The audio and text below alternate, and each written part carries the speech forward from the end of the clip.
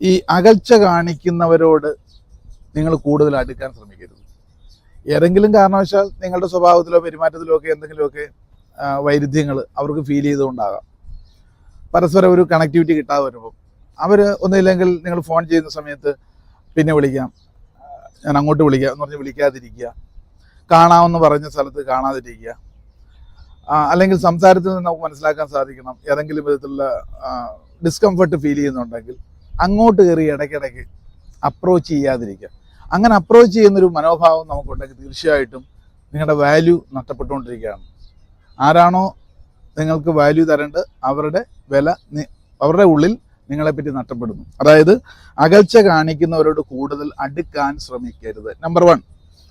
Number 2 എന്ന് പറയുന്നത് over sharing പാടില്ല. അപ്പം നിങ്ങളുടെ കാര്യത്തെ സംബന്ധിച്ചാണെങ്കിൽ പലപ്പോഴും നമുക്ക് ഓവറായ രീതിയിൽ കാര്യങ്ങൾ ഇങ്ങനെ വളവളാന്ന് പറയും. അവർക്കത് അറിഞ്ഞിട്ട് കാര്യമൊന്നുമില്ല. പക്ഷെ നിങ്ങൾ കൂടുതലായ രീതിയിൽ പ്രത്യേകിച്ച് നിങ്ങളുടെ പേഴ്സണലായിട്ടുള്ള കാര്യങ്ങളോ അതിൽ തന്നെ അച്ചീവ്മെൻ്റ് ഉള്ള കാര്യത്തെ പറ്റിയും നിങ്ങളുടെ കഴിവുകളെ സംബന്ധിച്ചും ഇങ്ങനെ കൂടുതലായിട്ട് ഇങ്ങനെ സംസാരിച്ചുകൊണ്ടിരിക്കുക. ഇങ്ങനെ സംസാരിച്ചുകൊണ്ടിരിക്കുന്ന സമയത്ത് അവരെ സംബന്ധിച്ച് പറഞ്ഞാൽ അത് കേട്ട് കേട്ട് മടുത്തു. ഇത് മുമ്പ് നിങ്ങൾ പറഞ്ഞായിരിക്കും, പക്ഷെ നിങ്ങൾ പറഞ്ഞു പോയിട്ടുണ്ടാവും. അപ്പോൾ ഓവറായിട്ടുള്ള ഷെയറിങ് പലപ്പോഴും നിങ്ങളുടെ വാല്യൂ നഷ്ടപ്പെടുന്നതാണ്. അത് വളരെ ശ്രദ്ധിക്കുക. അതാണ് 2ാമത്തെ പോയിന്റ്. എങ്കിൽ 3ാമത്തെ പോയിന്റ് എന്ന് പറയുന്നത് അമിതമായിട്ടുള്ള ആശ്രയം പാടില്ല. അമിതമായ ആശ്രിതത്വം എന്തിനും ഏതിനും ഓരോ വ്യക്തികളെ കൊണ്ട് ചെയ്യിക്കുക, അല്ലെ അവരില്ലാതെ കാര്യം നടക്കില്ല എന്നൊക്കെയുള്ള ചില ചിന്തകൾ, അമിതമായ രീതിയിലുള്ള അവരോടുള്ള അവരെ കൊണ്ട് ചെയ്യിക്കുക, അവരില്ലെങ്കിൽ ആ ജോലി നടക്കില്ല, അല്ലെങ്കിൽ ഞാൻ ഇന്ന സ്ഥലത്തൊരു കാര്യം സാധിക്കാൻ പോകും, നീ ഇവിടെ വരൂ, എപ്പോഴും ആശ്രിതത്വ മനോഭാവം നമ്മളിലേക്ക് വളരും. അങ്ങനെ ആദ്യം ഒരുപക്ഷെ അവരുടെ സ്നേഹം കിട്ടാനോ അവർ നിങ്ങളെ പരിഗണിക്കുമോ എന്നൊക്കെ വിചാരിച്ചായിരിക്കും അവരുടെ ഒരു സഹായം തേടി, നിങ്ങൾക്ക് ആവശ്യമൊന്നും ഉണ്ടാവില്ല, എന്നാൽ തന്നെ അവരെയും കൂടെ ചേർത്ത് നിർത്താൻ ശ്രമിക്കും. ഇത് പല പ്രാവശ്യമായി കഴിയുമ്പോൾ എന്ത് സംഭവിക്കുന്നു? അമിതമായ ആശ്രിതത്വം നിങ്ങൾ ശീലമായി കഴിഞ്ഞാൽ നിങ്ങളെ മറ്റുള്ളവർ വില കുറച്ച് മാത്രമേ കാണൂ. അതാണ് 3ാമത്തെ കാര്യം. 4ാമത്തെ, പല സന്ദർഭങ്ങളിലും യെസ് പറയേണ്ട സന്ദർഭങ്ങളിൽ അത് പറയാതിരിക്കുക. യെസ് എന്നുള്ളത് അവരെന്ത് വിചാരിക്കും, പിന്നീടാട്ട് നാളെയാട്ട്, അതിലൂടെ പിന്നീട് ഒരുപാട് കോൺസിക്വൻസ് ഉണ്ടാകും. അപ്പോഴും നിങ്ങളുടെ വാല്യൂ ആണ് അവിടെ പോകുന്നത്. അപ്പോൾ യെസ് പറയേണ്ട സമയത്ത് യെസ് പറയുകയും നോ പറയേണ്ടത് പറയേണ്ടതുപോലെ പറയുകയും. അതിനകത്താണ് ചിലപ്പോൾ പലപ്പോഴും നോ കൃത്യസമയത്ത് പറയേണ്ടടുത്ത് നമ്മൾ അത് പറയില്ല, പിന്നീടാട്ടെ നോക്കും, അത് കൂടുതൽ കോംപ്ലിക്കേഷൻ ആകും. അപ്പം നമുക്ക് ഇഷ്ടമല്ലാത്ത കാര്യങ്ങളോ അഭിരുചിയില്ലാത്ത കാര്യങ്ങളോ അത് നോക്കിലും വാക്കിലും പ്രവൃത്തിയിലും മറ്റുള്ള സ്ഥലത്ത് വരുമ്പം അത് സാഹചര്യവും സന്ദർഭവും നോക്കി നോ പറയാൻ പഠിക്കണം.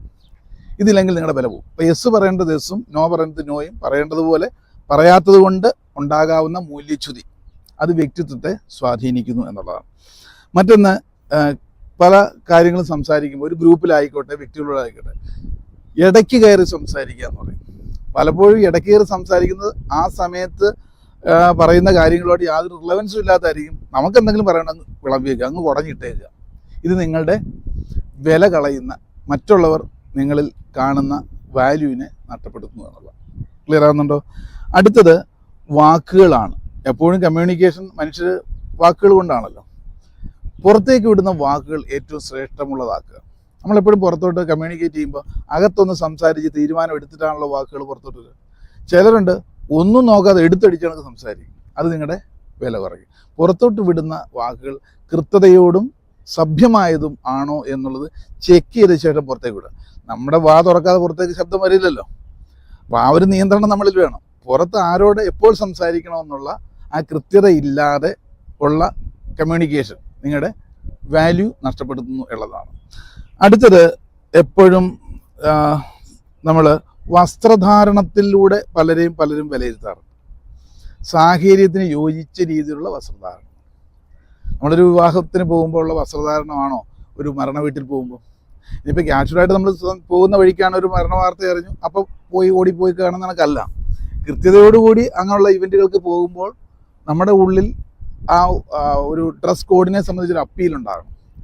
കാരണം ഡ്രസ്സിലൂടെയും പുറമേയുള്ള ആവരണത്തിലാണ് ആൾക്കാർ കൂടുതൽ ഫോക്കസ് ആകുന്നത്. അത് കൃത്യതയോടുകൂടി അല്ല എങ്കിൽ നിങ്ങളുടെ വാല്യൂ പോകത്തേ ഉള്ളൂ. അടിപൊളി കളറായിട്ടുള്ള ഡ്രസ്സൊക്കെ എടുത്തുകൊണ്ട് പലപ്പോഴും ദേവാലയങ്ങളിലൊക്കെ പോവുക.